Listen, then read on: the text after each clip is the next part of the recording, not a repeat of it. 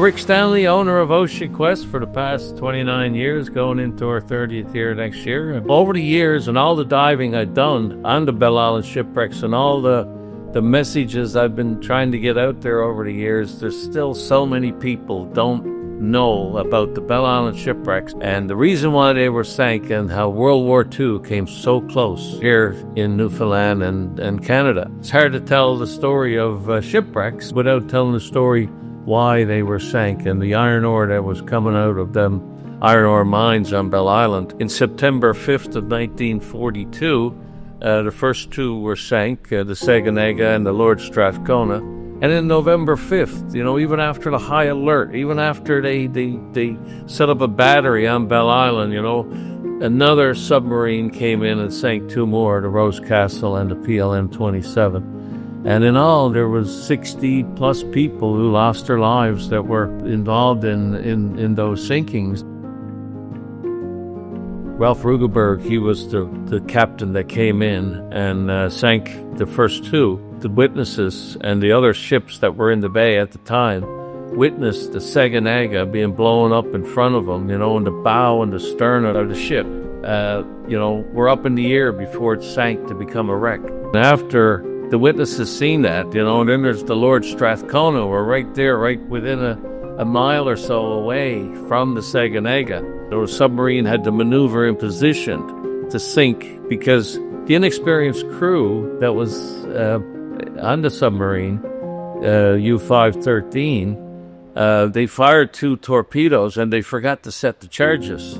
And so two went off in La La Land, never done any damage, but they're in the bottom of the bay there somewhere right now. And then they fired two more. So all those were fired from their bow tubes. And so now they sank the Saganega with the other two.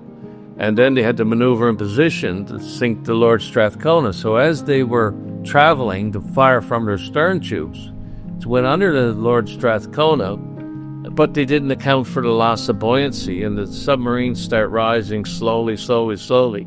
And they couldn't go fast enough that the conning tower struck the hull of the Lord Strathcona. But the captain seen everything. The captain ordered abandoned ship. And so there was nobody on board after the damaged submarine had to surface.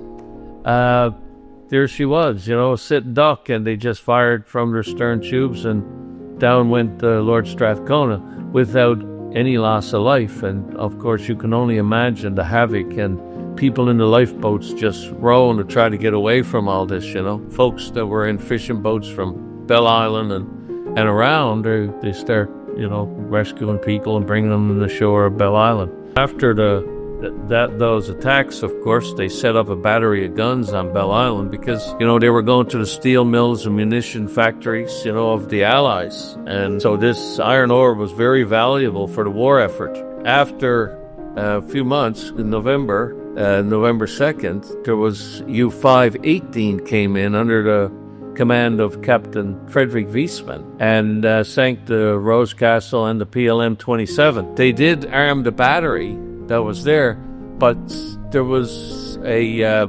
wedge so that the guns couldn't go down, and apparently there was a child got injured once up around the gun battery, and so they welded a wedge underneath the gun so the gun couldn't go all the way down. Where the submarine came in close to the island, the guns couldn't go down that far, and so they were firing, but the shells were just skimming off the water, and one of the shells, so they say, skimmed off the water and went up and killed a cow, believe it or not, up in a garden in St. Philip's. The battery of guns are still there on Bell Island if you ever wanted to visit them, and you can even see the pieces that were welded out.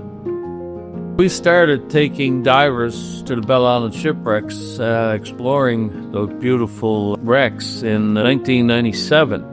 People have been, in awe of these wrecks, but also the story, that they tell and how they're so connected to World War II. We call them museums, underwater museums. There's so much on these wrecks that, even the lifeboats, and you see the gas masks, that they would have used to maybe going in certain parts of the ship. You see records, full LPs. You see boots, and you see, things like that belong to people. There's the Marconi room on the Rose Castle that still has the bulbs in the radio. Somebody was probably, on that radio when it all happened. So you can still see the mounds of iron ore down in the holes that these ships were loaded, and they went down so fast. They're still upright and intact because of the loads of iron ore that were in the cargo hold. Just spectacular to dive on. And now it's full of life. It's full of sea anemones, huge sea anemones, soft corals. Of course, it's unfortunate that those folks have lost their lives, but also, it gives them a real sense of what really happened and how, World War II came to the shores of Canada, of Belle Island, and, people really, really appreciate that. And, that's how now it's protected, and protected by the province of Newfoundland, but also, it's a historic site now and protected by the government of Canada. And so, it's all those efforts of Ocean Quest and the folks in Belle Island who made all this happen. But, now it's, the story that we're telling hopefully will last forever and ever and ever for future generations to enjoy and to tell this story.